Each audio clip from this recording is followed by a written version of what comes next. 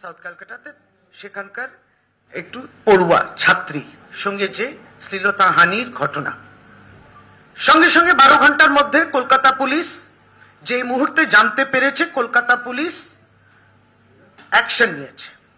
একবারই 3 জন যার বিরুদ্ধে সে মেয়েটির অভিযোগ ছিল ধরে হাজতে রয়েছে তারা। সঙ্গে সঙ্গে কলকাতা পুলিশের এই অ্যাকশনটা হয়েছে। মেয়েটির স্টেটমেন্টও রেকর্ড করা হয়েছে।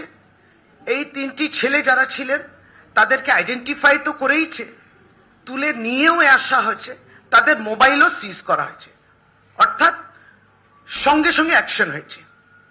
মেয়ের প্রতি এবং তার পরিবারের সঙ্গে আমরা একেবারেই তার সঙ্গে রয়েছি এবং সত্যি সমবেদনা জানানোর ভাষা থাকে না, কিন্তু মেয়েকে যদি একটু করে ও সান্ত্বনা দিতে পারি তাহলে এটাই বলতে পারি, দেখো তোমার উপরে যারা এই বর্বর ঘটনাটা করেছে তাদেরকে আমরা ধরে একবারই হাজতে পাঠিয়েছি, ইনভেস্টিগেশন চলছে। আমরা এটাই বলি যে মেয়েটি ন্যায্য বিচার পাক। নিশ্চয়ই তার উপরে যে শারীরিক এবং মানসিক যন্ত্রণা, যেটা ট্রমা হয়েছে, সেটা আমরা পুরোপুরি আমাদের সহানুভূতিও বলবো না, আমরা একজন নাগরিক হিসেবেও, একজন এই সমাজে থাকি, এই দেশে থাকি, আমরা কিন্তু পুরোপুরি তার সঙ্গে রয়েছি। সে বলুক, তার পাশে আমরা রয়েছি। এইটা চলতে পারে না, এটা হতে পারে না, এবং এটাই তো আমরা আমাদের পার্টির পক্ষ থেকে বলা। এই যে রাজনীতি আনার আবার একটা অপরাধ হবে, রাজনীতি প্রবেশ করবে, যারা রাজনৈতিকভাবে দেউলিয়া পশ্চিম বাংলায়, সে বিভিন্ন তার রাজনৈতিক দল নিয়ে চলে এসছে তাদের রাজনীতি, বিভিন্ন ব্যাখ্যা দেখবেন। আপনাদের সামনে কথাটা বলেছে জানি না, আমরা জানি সোশ্যাল মিডিয়াতে এটা চলছে। আসুন না, আলোচনাটা এইভাবেই হোক যে অপরাজিতা বিল, যেটা আমাদের বিধানসভা, পবিত্র বিধানসভায় পাশ হয়ে গেছে 10 মাস আগে সর্বসম্মতভাবে, মেয়েদের পক্ষে বিল, অপরাধ হলে কঠিন শাস্তি, মৃত্যুদণ্ডও হতে পারে, কে আটকে রেখেছে? বিধানসভা পাশ হওয়া সর্বসম্মতভাবে, এখানকার বিধায়করা যারা মানুষ দ্বারা নির্বাচিত, এটা মানুষের কথা, তাদের দাবি অপরাজিতা বিল আইন হোক। কেন বিল হিসেবে রয়েছে? কারণ ভারতীয় জনতা পার্টি আটকে রেখেছে। রাজনীতি করতে চাই না।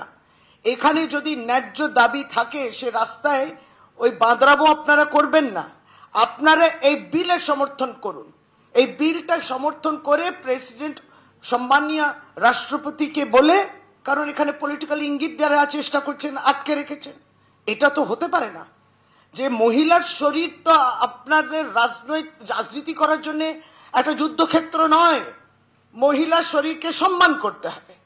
ফলে আজকে আমরা বলি রাজ্য সরকারের পক্ষ থেকে তৎক্ষণিক আমাদের পুলিশ, হোম যার আন্ডারে আসে, হোম অ্যাফেয়ার্স ডিপার্টমেন্টের আন্ডারে আসে, এবং এই কলকাতা পুলিশ ইতিমধ্যে তাদের টুইট আপনারা দেখেছেন, সমস্তটা আপনাদের সামনে রয়েছে। আমরা এটাই বলি যে বিভিন্ন স্তরেতে আমরা দেখি পশ্চিমবাংলা একমাত্র রাজ্য যে অপরাজিতা বিল করেছে। আমরা যে কোনো বললাম যে এই ধরনের ঘটনার তো কোনো তুলনা করা যায় না, যে তোমার রাজ্যে কথা হচ্ছে, আমার রাজ্যে কথা হচ্ছে, এইগুলো নিয়ে কোনো রাজনীতি হয় না। আর যেমনটি বললেন, মেয়ের শরীর নিয়েও রাজনীতি হয় না। সেখানে তার যন্ত্রণাটা তো বুঝতে হবে, তাকে তো সে সম্মান দিতে হবে, তাকে সে ন্যায্য, তার ন্যায় বিচার সঙ্গে সঙ্গে তার কাছে পৌঁছক। তাহলে সারা ভারতবর্ষে কি চিত্রটা আমরা দেখি, খুবই দুর্ভাগ্যজনক। প্রথমত অপরাজিতা বিল একমাত্র পশ্চিমবাংলা বলেছে, এই দাবি করেছে যে এই বিলটা আইন হোক, যাতে যথাযোগ্যভাবে যারা এই বর্বর অপরাধ করেন তাদের শাস্তি হবে, একটা ইঙ্গিত তো দিতে হবে সমাজের মধ্যে। এবং সেইখানে আমরা এটাই বলি, সারা ভারতবর্ষে বিভিন্ন রাজনৈতিক দল আর বলে এই অপরাধটাকে কেউ কেউ সংস্কারই বলেছে, সংস্কারী লোক, হ্যাঁ, তাদেরকে মালা পরিয়েছে। এগুলো তো আপনারা পশ্চিমবাংলায় দেখবেন না। আপনারা শাসক দল পশ্চিমবাংলার বিরুদ্ধে বলার চেষ্টা করে, পশ্চিমবাংলার শাসক দল এইগুলো নিয়ে আপোষও করে না, আর তাদেরকে মালা আর ফুল মিষ্টি দিয়ে তাদেরকে সম্বর্ধনাও দেয় না। সেটা যেখানে করে, সে কোন দল করে সকলেই জানেন। তাহলে এইগুলো তারা যখন প্রতিবাদ করেন তাদেরকে তো বলতে হবে, দেখো তোমার যেখানে শাসন রয়েছে সেখানে মহিলাদের প্রতি কি সম্মান তোমাদের রয়েছে। ফলে এই কথা দিয়ে আজকে আবারও পুনরায় বলা যে কলকাতা পুলিশ অ্যাকশন নিয়েছে এবং আমরা এটা নিয়ে সত্যি মর্মাহত এবং খুব বেদনা দিচ্ছে।